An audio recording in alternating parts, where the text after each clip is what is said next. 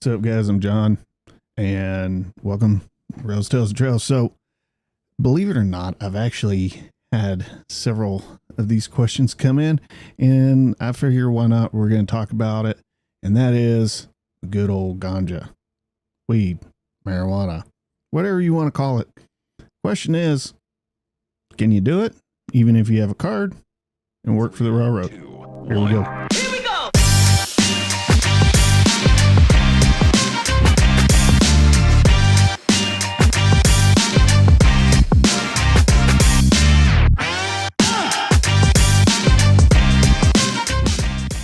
I've never touched on the subject. I don't think any of the other railroad channels out there like Joey have touched on this subject specifically. I know in today's day and age, there's a lot of people that like to embrace their inner Snoop Dogg or their inner Willie Nelson and like to partake in the green grass. But here's the thing. Even if you have your medical card here in the U.S., you are not going to be able to smoke and maintain your employment at the railroad. No matter what your state or local laws say, if they permit it, it's not going to happen. And here is why.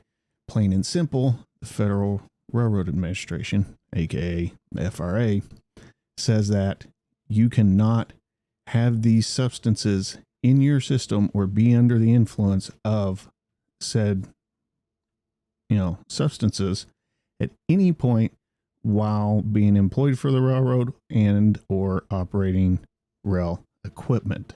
I'm sorry, guys, there's no easy way around it. It's not going to happen.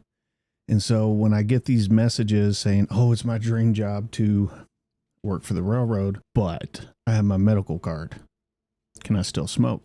Answer is no. And like I said, here's what the FRA has to say about it. Back in 2009, the Department of Transportation Office of Drug and Alcohol Policy sent out a compliance notice, and here is what it said. Recently, the Department of Justice, DOJ, issued guidelines for federal prosecutors in states that have enacted laws authorizing the use of medical marijuana.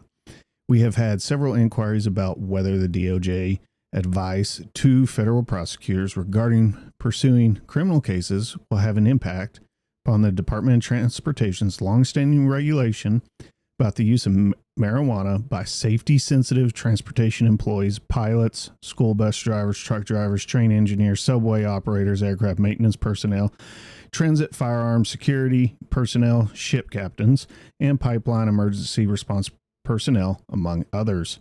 We want to make it perfectly clear that the DOJ guidelines will have no bearing on the DOT's regulated drug testing program. We will not change our regulated drug testing program based upon these guidelines to federal prosecutors.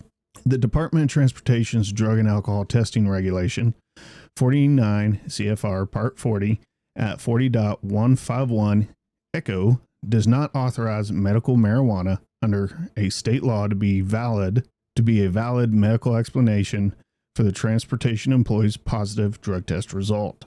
And then it shows the exact section I was talking about, as you can see.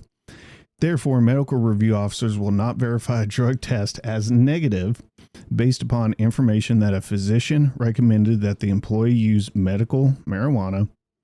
Please note that marijuana remains a drug listed in the Schedule 1 of the Controlled Substances Act. It remains unacceptable for any safety-sensitive employee subject to drug testing under the Department of Transportation's drug testing regulations to use marijuana. We want to ensure the traveling public that our transportation system is the safest it can possibly be. Jim L. Swart, back in October 22nd, 2009. Now, you guys can argue this all you want, but here's the thing. The drug testing, even though the company does do their own drug testing, the FRA also does their own alcohol and drug testing. And these can include urinalysis, hair follicle, and or blood samples if need be. I personally, and just about every other transportation employee out there on the rails, has been coming into their home terminal. You get the call on the radio, BNSF 1901 tie your train down, get in the van, come directly to the train master's office before tying up. And typically a van's already there waiting for you, and you do not pass go. You do not collect $300. You do not go tie up. You go directly to the train master's office, and there is a FRA drug testing employee sitting there. And the most common ones I've done was we walk in and he or she has a breathalyzer set up, and you blow into a little straw and then you go pee in a cup.